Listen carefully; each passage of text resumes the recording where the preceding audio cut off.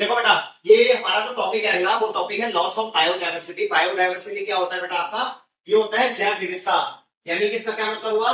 That different kind of species living together in our environment. हमारे वातावरण में आसपास में अलग अलग तरीके की स्पीसीज रह रही है। अब ये स्पीसीज क्या है तुम्हारी? जैसे ह्यूमन भी रह रहा है यहाँ पर, ठीक है। ह्यूमन के साथ में पेड़ पौधे भी है हमारे पास में, फ्लावर्स भी है हम लोगों के साथ में, पशु पक्षी भी है ना, मछली भी है। सब हमारे एनवायरनमेंट में क्या है? अलग अलग तरीके की स्पीसीज है वो रह रहे हैं। तो वो क्या बोला जाता है बेटा?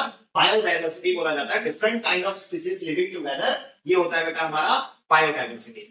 अभी तो बायोडाइवर्सिटी है ना, अब ड्यू टू पोल्यूशन या फिर हम लोग ऐसा बोल सकते हैं कि हमारा एनवायरमेंटल डिग्रेडेशन की वजह से ये जो बायोडाइवर्सिटी है इसका लॉस होता चला जा रहा है। अब ये लॉस क्यों हो रहा है? इसके पीछे के 3 रीजन है बेटा, जिसमें सबसे पहला जो रीजन है वो है इंक्रीजिंग प्रेशर ऑफ पॉपुलेशन। ये ध्यान रख लेना, इंडियन इकोनॉमी के अंदर मैंने आप लोगों को हमेशा बताया है कि प्रेशर ऑफ पॉपुलेशन जो है ये हर चीज की जड़ है।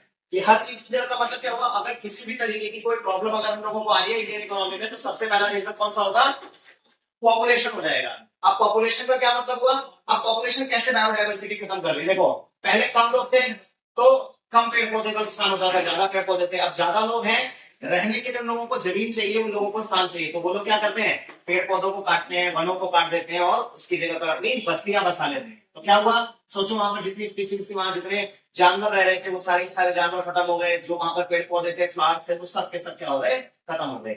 सेकंड रीजन देख लो बेटा, यहाँ पर अगला है वो changing land use pattern. Changing land use pattern का मतलब ये हुआ बेटा कि टाइम टू टाइम हम लोग क्या करते हैं? लैंड के पैटर्न को चेंज कर रहे हैं। जैसे पहले के टाइम पर क्या होता था कि 3 महीने एक फसल लगी, फिर 3 महीने एक और फसल लगी, अगले 3 महीने एक और फसल लगी। अब आप लोगों ने देखा होगा कि अलग अलग काइंड की जो बर्ड्स होती है वो आती है, अलग अलग फसलों को खाती है ना।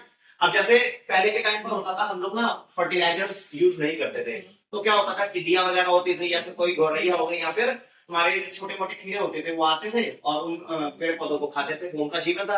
अब अगर हम लोगों ने फर्टिलाइजर का यूज किया है, सोचो, तो क्या उन लोगों को वो कीड़े मकोड़े आएंगे? तो पहले ही फर्टिलाइजर्स की वजह से चले जाएंगे, वहां से मर जाएंगे। तो सोचो, जितनी स्पीसीज मर गई, धीरे धीरे करके वो विलुप्त हो जाएंगे, जाकर वो खत्म हो जाएंगे, ठीक है। तो वो कहता चेंजिंग लैंड यूज पैटर्न। जब हम लोग अपनी क्या है जो खेती का जो पैटर्न है, वो चेंज करेंगे, तो उसकी वजह से हम लोगों की स्पीसीज जो होंगी वो क्या हो जाएंगी? धीरे धीरे खत्म हो जाएंगे।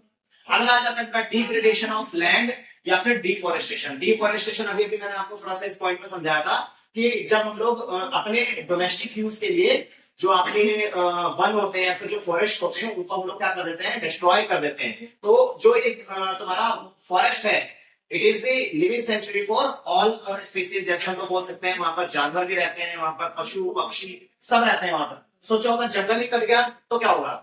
सारे जानवरों को कहीं और शिफ्ट होना पड़ेगा। तो अब समझना, जैसे आप लोगों ने देखा होगा कई बार किसी शहर के अंदर शेर घुस जाता है, किसी शहर के अंदर चीता घुस जाता है, तो वो क्यों घुस गए? वो तुम्हारा घर नहीं था, वो घर किसका था? उन जानवरों का घर था। वो तो तुम लोगों ने वहां जंगल काटे और काट करके तुम लोगों ने क्या बस्तियां बसा ली। अब वो जो जानवर के बेचारे को कहाँ जाएंगे? वो तो आएंगे वापस वहां घूम करके, देखते हैं यहाँ पर तो क्या शहर बन गया बहुत बड़ा। तो जिसकी वजह से क्या होता है, ये स्पीसीज, अब देखो पता चलता है इंडिया के अंदर कितने 1600 टाइगर्स रह गए थे। वो क्यों रह गए थे? लोगों ने उनका शिकार कर दिया, लोग उनको मारने लगे और बहुत धीरे धीरे करके विलुप्त होने की स्थिति पर आ गए। वो यही बोलता है, कहता है कि लॉस ऑफ बायोडाइवर्सिटी जो है वो क्यों हो रही है, इसके पीछे बहुत सारे रीजन है। इसमें कुछ डेटा भी दिया हुआ बेटा। जो डेटा क्या बोलता है आपको? जैसे सबसे पहले इसमें बोलते हैं कि India is the home of 80% of world population. इससे पहले भी हम लोगों ने पढ़ा था कि पूरे ऑल ओवर वर्ल्ड में जितनी भी हमारी पॉपुलेशन थी, उस टोटल पॉपुलेशन का अप्रॉक्स 80% जो है वो कहाँ रह रहा है? इंडिया में रह रहा है। ये मैंने इससे पहले वाले टॉपिक में भी कराया था। India is the residence of 80% of total world population, ठीक है। अब देखो वो कहता है क्योंकि देखो हम जो ह्यूमंस हैं वो भी बायोडाइवर्सिटी का हिस्सा है, इसी वजह से हम लोग इसका एक जो स्टडी है वो जरूर पढ़ रहे हैं। अगला देखो कहता है कि 8% ऑफ फ्लोरल। अब ये फ्लोरल का क्या मतलब हुआ? फ्लावर की जो कैटेगरी होती है, डिफरेंट काइंड ऑफ फ्लावर्स जो होते हैं, टोटल वर्ल्ड में जितने अलग अलग तरीके के फ्लावर्स पाए जाते हैं, उसमें से 8% जो फ्लावर्स है वो कहां पर मिलते हैं? इंडिया के अंदर मिलते हैं। जो फूल हैं वो कहां पर मिलते हैं? इंडिया के अंदर मिलते हैं। अगला देखो यहाँ पर एक फॉनल बायोडाइवर्सिटी बोली हुई है। फॉनल का क्या मतलब होता है? तो फॉनल का मतलब होता है कि एनिमल, यानी कि एनिमल की जो स्पीसीज होती है इसको हम लोग क्या बोलते हैं बेटा? फॉनल बायोडाइवर्सिटी बोलते हैं, ठीक है। तो अगर मैं एक रिकॉर्ड के अकॉर्डिंग बात करूं तो इंडिया के अंदर 45,500 जो है वो किसकी स्पीसीज है? आपकी ये फ्लोरल फॉनल की है, और दूसरा अगर एनिमल की अगर हम लोग बात करते हैं तो टोटल कितना हो गया 91,000 जो है वो रिकॉर्डेड स्पीसीज है। अगर हम लोग बेटा बात करें दूसरे कि as per data of world wide fund for nature, ये तुम्हारा ये ध्यान रख लेना, क्वेश्चन पूछ सकते हैं तुम्हारा कि बायोडायवर्सिटी से रिलेटेड एक तुम्हारा ऑर्गेनाइजेशन है, वो कौन सा ऑर्गेनाइजेशन है, तो world wide fund for nature, इसको WWF बोलते हैं। तो यहाँ से एक क्वेश्चन फुल फॉर्म के लिए पूछ सकते हैं आपका WWF, ये वर्ल्ड वो फाइटिंग वाला बता देना, रेस्लिंग वाला जो होता था, ये तो नहीं है, ये है world wide fund for nature. ये ध्यान रखना, बायोडायवर्सिटी के लिए काम करता है, इंपॉर्टेंट फॉर 1 मार्क्स में, ये मल्टीपल चॉइस में आ जाएगा क्वेश्चन, ठीक है। अब देखो एज पर सर्वे हम लोगों को क्या पता चला बेटा कि 12% wild mammal species, mammal species क्या होती है, इनको हम लोग स्तनधारी जानवर जो बोलते हैं। स्तनधारी जानवर मतलब जैसे शेर चीता वगैरह जो जानवर है जो स्तनधारी होते हैं, दूध देने वाले जानवर, है ना।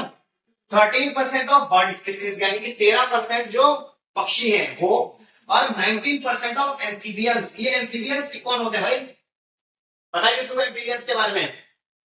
नहीं, एम्फीबियंस होते हैं बेटा आपके ऐसे जीव जंतु जो पानी में भी रहते हैं और जमीन पर भी रहते हैं। ऐसा कौन सा हो सकता है, कछुआ हो सकता है ना, क्रोकोडाइल हो सकता है ना। तो ये कुछ ऐसे स्पीसीज होते हैं। अब वो ये कह रहा है कि एज पर सर्वे हमको ये पता चला 12% of wild mammal species, 13% of bird species और 19% ऑफ एम्फीबियंस। ये जो एम्फीबियंस, इतनी जो वेराइटीज हैं हमारी, ये एंडेंजर्ड में है, यानी कि क्रिटिकली एंडेंजर्ड। मतलब क्या हुआ, ये ऐसी हमारी स्पीसीज हैं जो खत्म होने वाली है अभी हमारे हिंदुस्तान से, या फिर विलुप्त होने वाली है। जैसे एक टाइगर का एग्जांपल दिया था मैंने ना, टाइगर की संख्या को अभी फिलहाल बढ़ा लिया गया है। एक टाइम पर 2016 में इसकी संख्या 1600 ही रह गई थी, और ये काफी ज्यादा एक मुद्दा बन गया था वर्ल्ड लेवल पर कि इंडिया के अंदर टाइगर्स जो है वो खत्म होने वाले हैं। तो हम लोगों ने उनको प्रिजर्वेटिव सिस्टम में उनके ऊपर मारने के ऊपर बैन लगा दिया था। इनकी खाल जो होती थी ना वो बेची जाती थी, और जैसे हाथी के दांत बेचे जाते थे, तो इन लोगों को हम लोगों ने क्या प्रोटेक्शन दिया जंगल एक्ट के तहत, और उसमें हम लोगों ने इनको बचाया। अब हमारे यहाँ पर जो टाइगर्स हैं इनकी संख्या बढ़ गई है, ठीक है। तो वो ये बताता है एज पर डेटा हमारा लगभग इतने परसेंट जो स्पीसीज है ये क्या है, डेंजर में है हम लोगों की, ठीक है। तो ये लॉस ऑफ बायोडायवर्सिटी होता है, इसमें से ये जितना भी डेटा है, इसके बाद आप लोगों को और भी कुछ पढ़ने की जरूरत नहीं है, ये परफेक्ट है आप लोगों के एग्जामिनेशन पॉइंट ऑफ व्यू से, ठीक है। ये पूरे पॉइंट्स आप लोग नोट कर लो, और ये पॉइंट्स आप लोगों के एज पर नोट्स कंसिडर करो।